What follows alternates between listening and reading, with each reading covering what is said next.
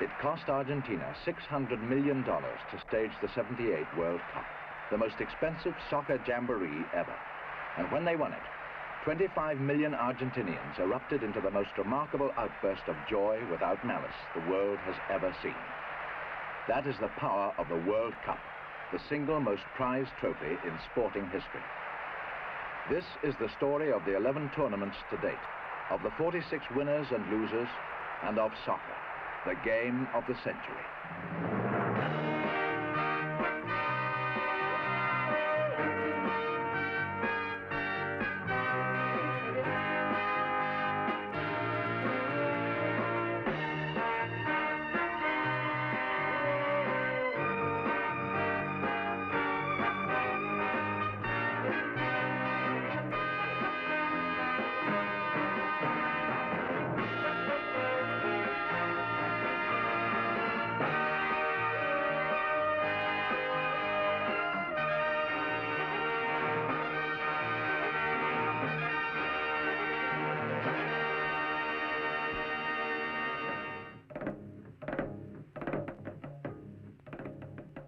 The history of football goes back 2,000 years, even though the game as we play it today is fairly recent.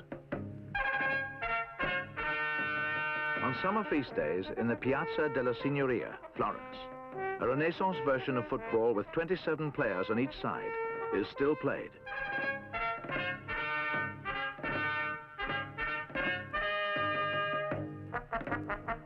A bloody and murdering practice, rather than a fellowly sport or pastime, is the manner in which football was described by Puritans in early 18th century England.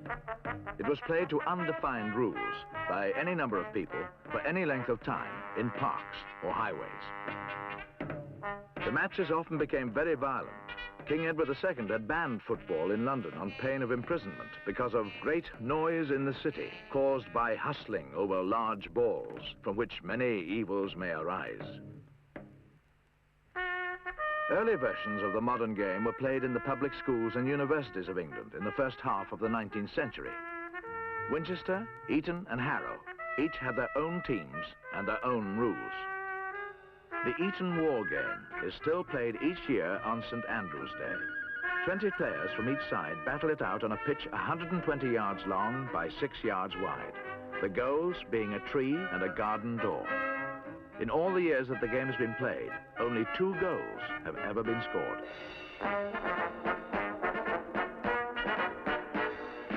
The working class had their version of soccer too. This is how they start the annual Shrove Tuesday game at Ashbourne, a small village in Derbyshire. The villagers divide themselves into 2 teams and merrily thump the ball across the countryside, as they have done annually since AD 217.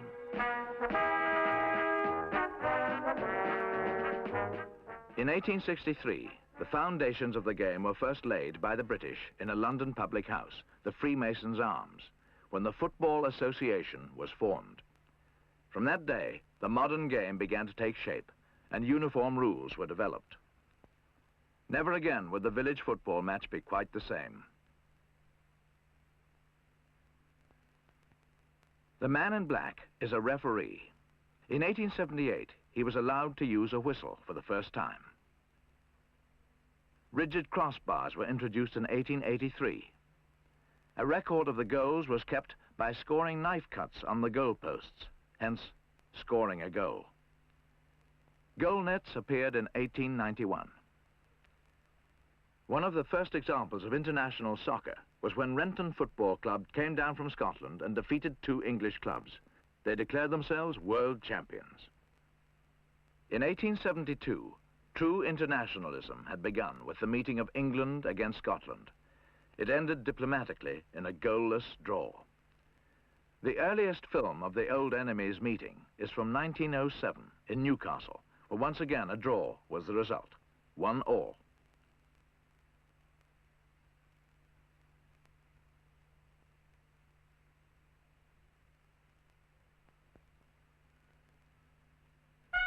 British businessmen, sailors and engineers introduced the game across the world. At the end of the 19th century, some European countries had formed their own football associations, even for the ladies. In India and other parts of the world, the game spread like wildfire.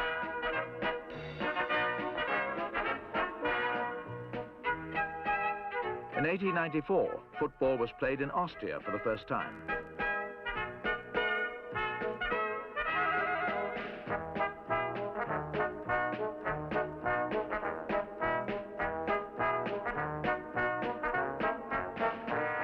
The game even reached the jungle.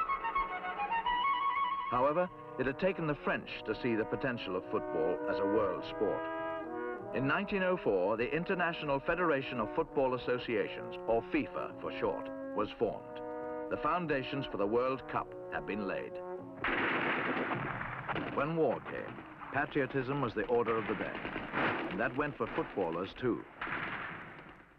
At the outbreak of war, the British formed a special football battalion. Star players prepared to forsake soft leather for hard steel in the trenches of Ypres and Verdun.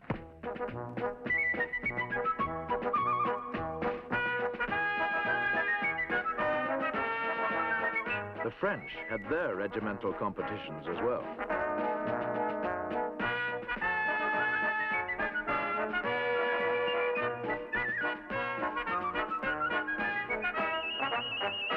After the First World War, it took FIFA 15 years to regain many of its former members.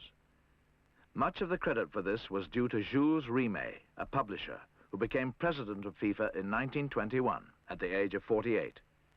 He retired 33 years later at the age of 81. Rimet worked tirelessly to fulfill the dream of a world football tournament open to every nation under the sun. In the Olympic football finals in Paris in 1924, Rimet, like the rest of the world, began to take an interest in the small South American republic of Uruguay. They beat Switzerland 3-0. This is one of the first examples of slow-motion cinematography. They were to become champions again in 1928 in Amsterdam by defeating Argentina 2-1.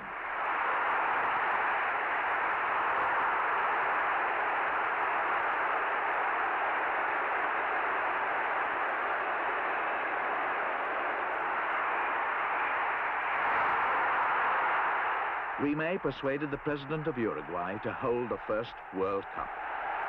As one Uruguayan said, "Other nations have their history, we have our football." It had taken 26 years for FIFA to fulfill its dream of a world football competition.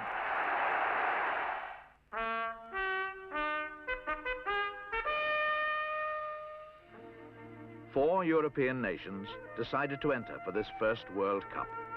The journey to Uruguay took a grueling 14 days. On the 18th of July, 1930, at the unfinished Centenary Stadium in Montevideo, the first World Cup got underway. The four European countries were guests of honor and were the first to parade in the opening ceremony. But the South Americans dominated the scene from the first kickoff. Leading goal scorer of the tournament was the Argentinian, Stabile. The final between Argentina and Uruguay was a repeat of the finals in the 1928 Olympics. Both teams wanted to play with their own ball, but Argentina won the toss and played with theirs. The Uruguayans were expected to win, but at halftime, the Argentinians were leading 2-1. But Uruguay soon equalized through Sea and eventually won with a goal by the one-armed Castro to make it 4-2. Uruguay were the first World Cup champions.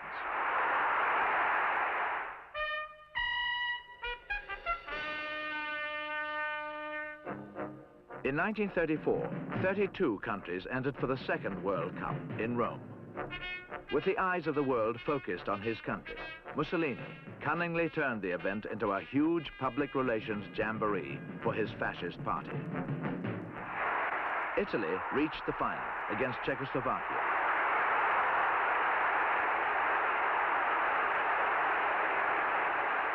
Vittorio Pozzo, the now legendary Italian manager who Mussolini had persuaded to return from England, had molded the national squad into a winning team. It was an exciting final, played in front of a vast crowd. Although hundreds of Czechs crossed the Alps to support their team, the Italians won by 2-1.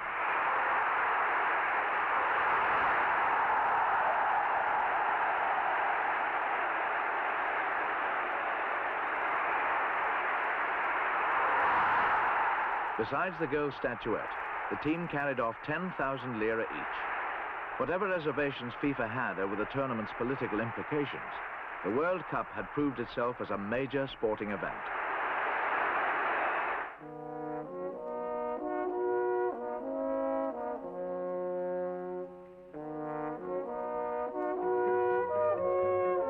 In 1938, the World Cup came to Paris. 2 million francs were spent on the stadia and the players' accommodation, the largest investment in a soccer tournament up to that time.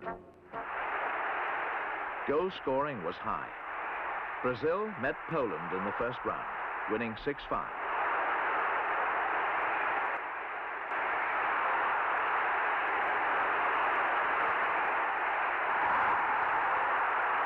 The final was between Italy, managed by Pozzo once more, and Hungary.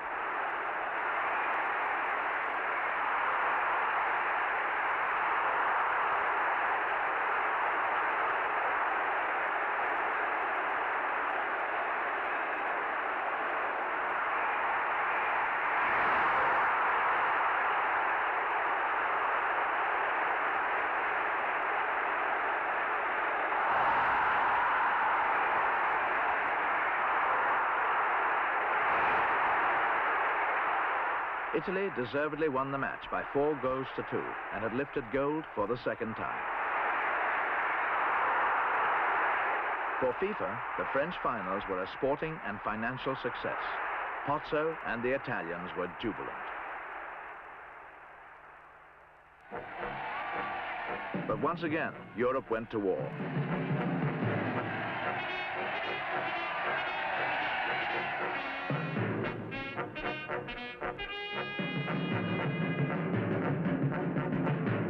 Internationalism and everything FIFA represented was shattered. London's Arsenal Stadium was just one of the many stadia on both sides to be severely damaged.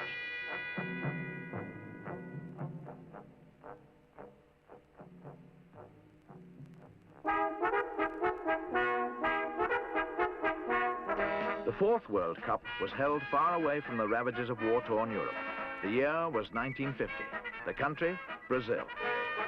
Italy, the World Cup holders, kept in trim on the long journey to Rio de Janeiro.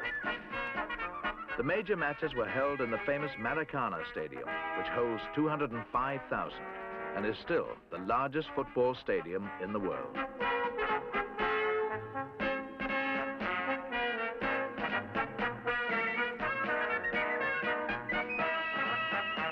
In many ways, it was an extraordinary competition with exciting, dynamic football.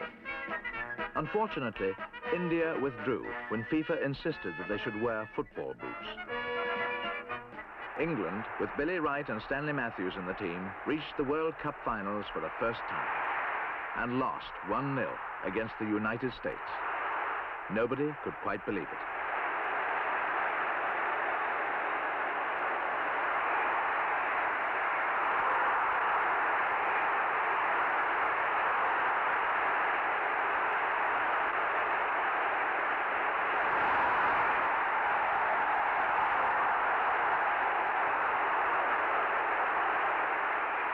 The 199,850-strong crowd who turned out to watch the final between Brazil and Uruguay is still the largest on record.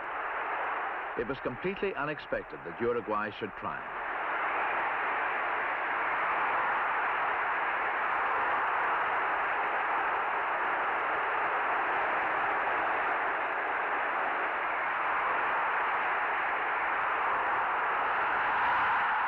Although Brazil scored, Uruguay won the Rimet Trophy 2-1.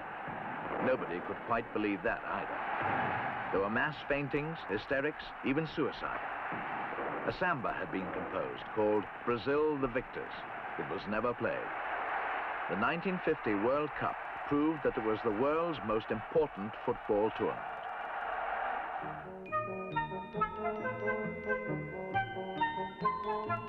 Switzerland was the host nation in 1954. It was the first World Cup to be covered live by television, although the transmissions were only seen by a limited audience.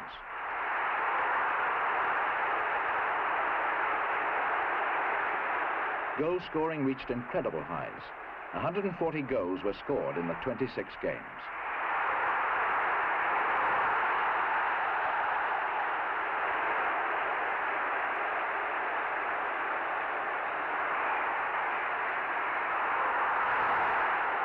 On a rainy Sunday, Hungary risked playing an unfit Puskás in the final against West Germany.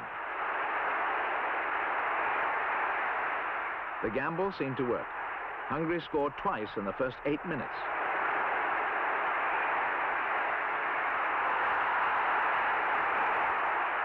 But West Germany fought back with great determination and talent. They pushed home 3 goals to emerge victorious.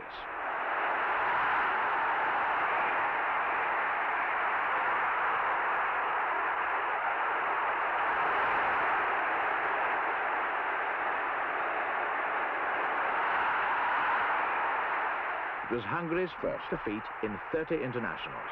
West Germany were the new World Cup champions.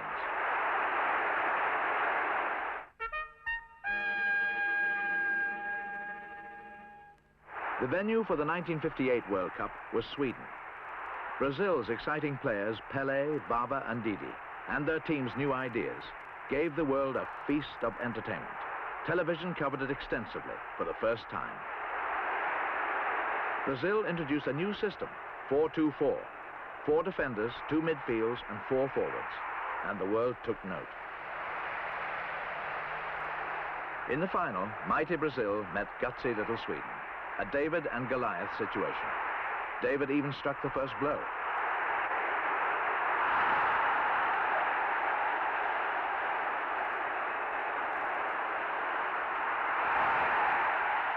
But Brazil hit back quickly and eventually slaughtered the Swedes 5-2, including this famous 3rd goal scored by the 17-year-old Pelé.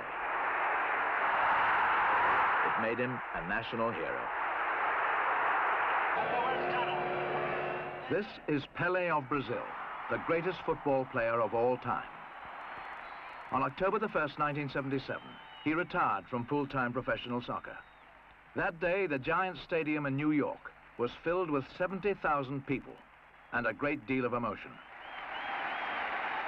Dondino do Nascimento, Pelé's father, sat beside Muhammad Ali. President Carter sent his son Jeff along to thank Pelé for his devoted work in launching soccer in America. Pelé's wife, Rosemary, gave him the most public kiss of their married life. And England's former World Cup captain, Bobby Moore, received a warm bear hug from the great man himself. Pelé's last salute to the world was typical of the man.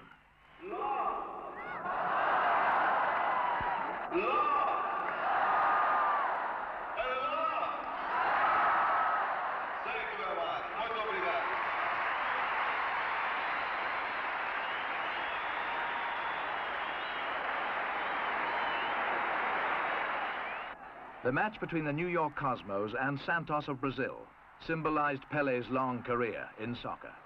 He got his first professional break with Santos, and for the last 3 years has played with the Cosmos. The scoring was symbolic too. From a free kick, he rifled home the goal of the match, and the crowd went wild.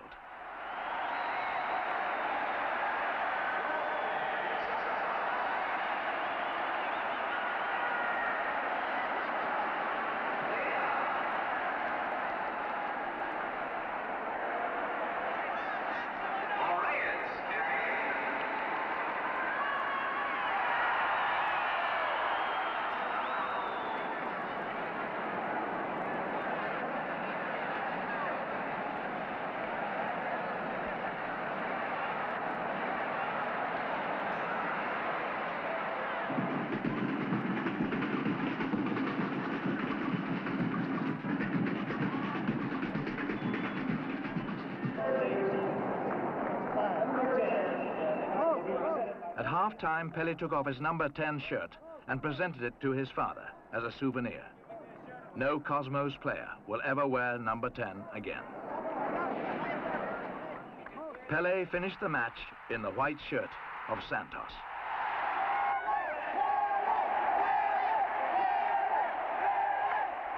An unforgettable day had ended an unforgettable career.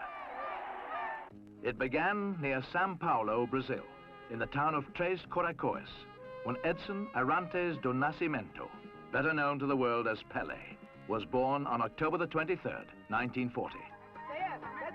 Like these kids today, his passion was soccer. At 14, he was discovered by Santos.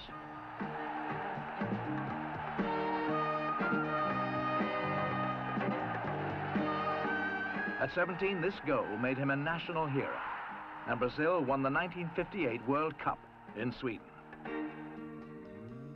In 1966, he married his beautiful wife, Rosemary. She has remained by his side ever since. But Pele's experiences in the 1966 World Cup in England almost made him give up World Cup soccer. In the match between Brazil and Portugal, he was a marked man. Within 25 minutes of the first half, 2 Portuguese defenders brought him down viciously. Pelé was quoted as saying afterwards, "Soccer has been distorted by violence. I do not want to finish my life as an invalid." On November the 19th, 1969, 80,000 fans packed the Maracana Stadium in Rio to wait for this moment. Pelé's 1,000th goal, a feat never thought possible in one man's career.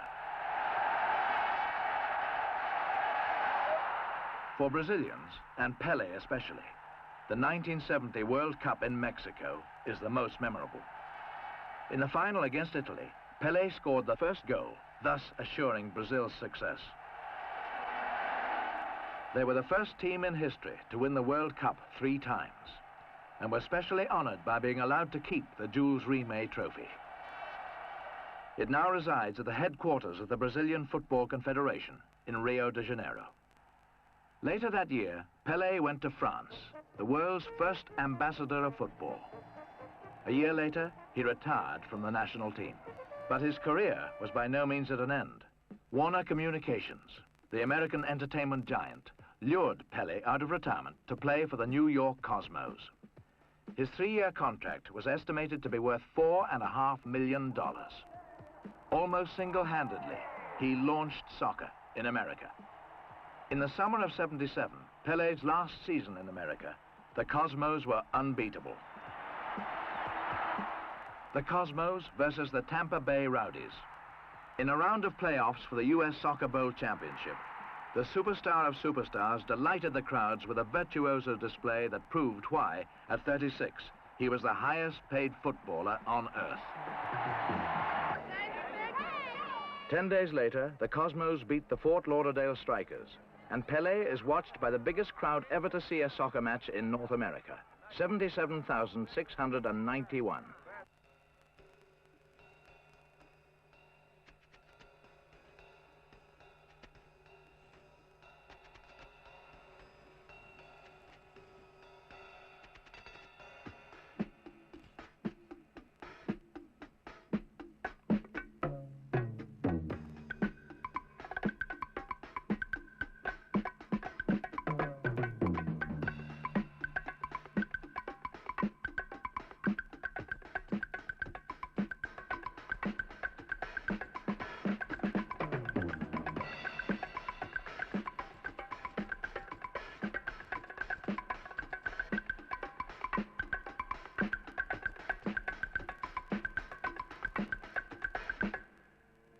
Three days later, Pelé and Rosemary arrive at LaGuardia Airport to fly the 1,000 miles to Fort Lauderdale for a return match with the Strikers.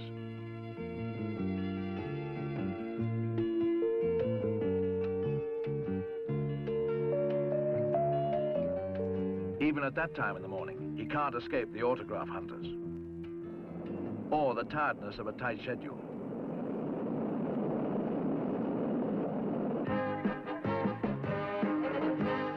Before the match, he trains and swims. That night, Pelé brings world-class football to a small town in Florida. The Cosmos win again. There is jubilation in the locker room. Steve Ross and Ahmet Ertekin, the men who had risked millions backing the Cosmos, could thank Pelé for making their dream come true. Portland, Oregon. Pelé is the guest of honor at a banquet before the U.S. Soccer Bowl final. This is the last chance the North American Soccer League have of honoring the great man. As Phil Woosnam, NASL's commissioner, puts it, "The man who gave us credibility."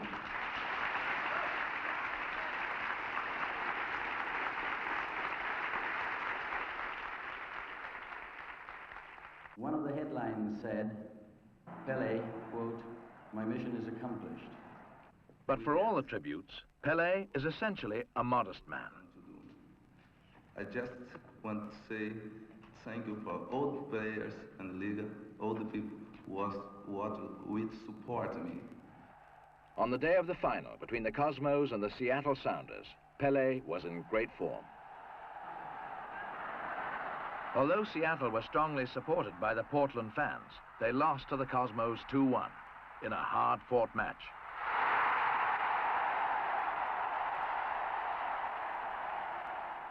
Pelé, for the umpteenth time in his career, had led a team to victory when it most mattered. In the locker room afterwards, there was a moment that anybody who was there would never forget. As he raised his young son Endino shoulder high, the words that immortalized Pelé rang out once more.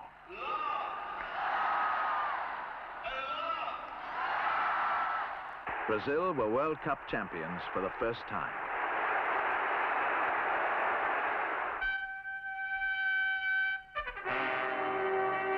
Two years before the World Cup was held in Chile, much of the country had been reduced to rubble by a series of earthquakes.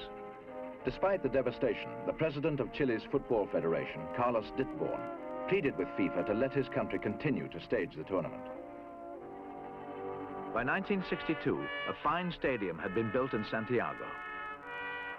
But the cautious 60s had arrived, and teams were terrified of losing.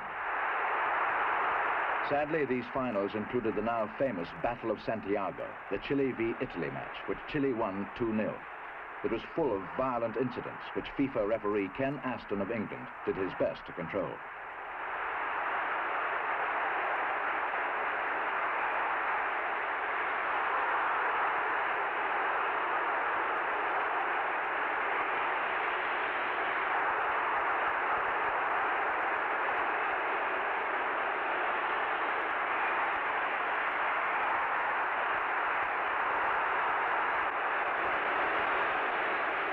Even Brazil, the masters of attack, became more defensive and adopted a 4-3-3 system. However, they still proved their superior skill by beating Czechoslovakia in the final 3-1.